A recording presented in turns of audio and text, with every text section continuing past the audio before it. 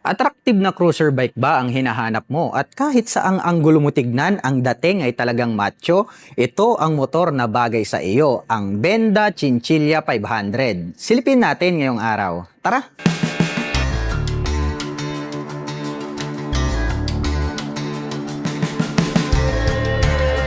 Ang pogi po pala nito pong Benda Chinchilla 500. Check nyo po ito pong kanyang side profile, o 'di ba? Napaka-macho po ng kanyang dating. Ito pong kanyang main headlight ay bilugan po ito at nagkaroon po pala siya rito ng daytime running light at mayroon naman po siyang Benda logo rito sa gitna at naka full LED na po ito pong kanyang high beam at low beam. At nagkaroon naman po ito ng headlight cover dito po sa top. At nakapop up po pala ito pong kanyang mga LED na turn signals. At ito po ay gumagamit ng inverted forks na glossy black color. Silipin naman po natin ito pong kanyang front braking system. Equipped po pala ito ng single rotor disc brake with 2-pot caliper na Benda brand.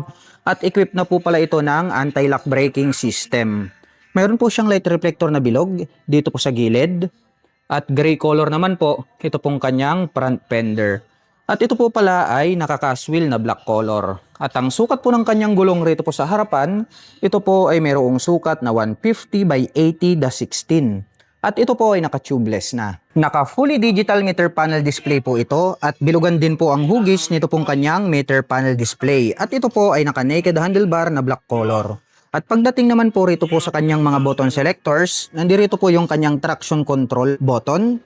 Mayroon po siyang high beam and low beam, hazard button, turn signal selector at horn. Habang dito naman po sa kabila, mayroon po itong engine kill switch, on and off para po sa kanyang main headlight at yung kanyang electric starter.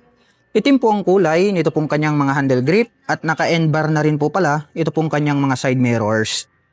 Itim din po ang kulay nito pong kanyang clutch lever at black color din po ito pong kanyang front brake lever. At ito naman pong kanyang fuel tank, napakalapad po nito. Glossy gray finish naman po. At silver naman po ito pong kanyang top cover para po sa kanyang fuel tip. Nagkaroon po siya rito ng decal na gray and black tas may lining na red. At dito naman po sa bandang gitna, naka-emboss tong part na to, no? And then black color po siya. At may nakalagay naman po rito na Chinchilla Benda, yung kanyang model name. At ito po pala ay mayroong fuel tank capacity na 16 liters. At mayroon naman po itong fuel consumption na 22 km per liter. Ito pong kanyang upuan, napakaganda po, maporma itong kanyang upuan.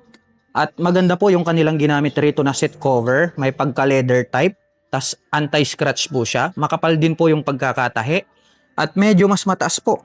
Ito pong kanyang backrider seat at mayroon naman po siyang belt dito na pwedeng hawakan ng backrider. Napakalambot po nito pong kanyang upuan. At ito pong kanyang engine, naka between engine po pala ito. At kung inyong mapapansin ay napakamaskuladong tignan, no? At ngayon naman po ay sasakyan natin ang Benda Chinchilla 500 para may pakita ko po sa inyo kung gaano nga ba ito kataas. Para po sa mga magtatanong, ang height ko po ay 5'6". Makikita nyo naman, lapat na lapat po yung ating mga paa. Kaya komportable po ito para po sa mga kagaya natin na 5'6" in height.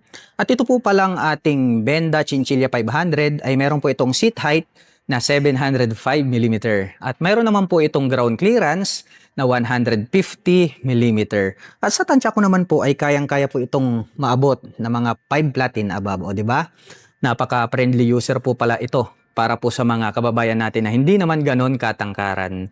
At para naman po sa mga gustong maglabas ng motor na ito, ay maaari nyo po akong i-PM at i-message. At kung naghahanap naman po kayo ng mga accessories, gaya po ng crash guard, rear carrier, top box, side panners, motorcycle cover o di kaya helmet, ay ilalagay ko na lang din po yung link diyan po sa description box sa ibaba para hindi na po kayo mahirapang maghanap. At ito po pala ay mayroong 6-speed manual transmission. Mayroon na din po pala itong sleeper clutch.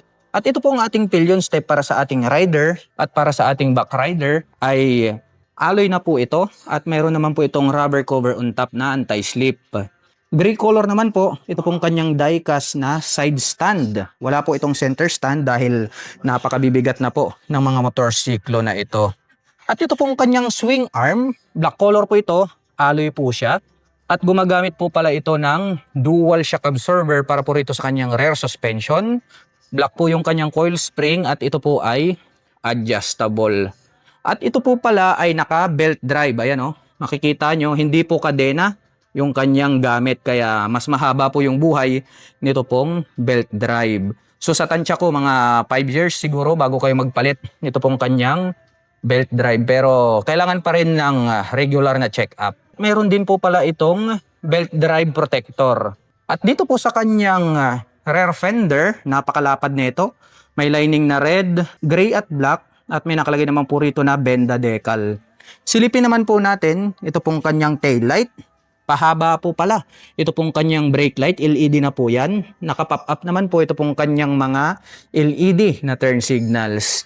Nandito po yung kanyang plate holder at meron pa po siyang additional na light reflector na bilog dito po sa bandang dulo. Meron na din po pala itong plate light. Dumako naman po tayo rito po sa kanyang rear braking system. Equipped po ito ng single rotor disc brake with single pot caliper. At ito po ay mayroong traction control system at ABS. So naka-dual channel ABS po rito, magmula po sa harapan hanggang rito po sa likuran. Black color po ito pong kanyang cast wheel at ang sukat po ng kanyang gulong rito po sa likuran ay mayroong sukat na 180 by 65/16 at naka-tubeless na po ito. At ito pong kanyang exhaust pipe, ayan oh, makikita nyo no, napaka-macho nito pong motor na ito. Black color po ito pong kanyang pipe at nagkaroon po siya rito ng mga head protection guard. At ito naman po ay mayroong dual exhaust. At ito pong kanyang engine cover dito po sa right side, makikita nyo no, napaka-attractive nung kanyang kulay.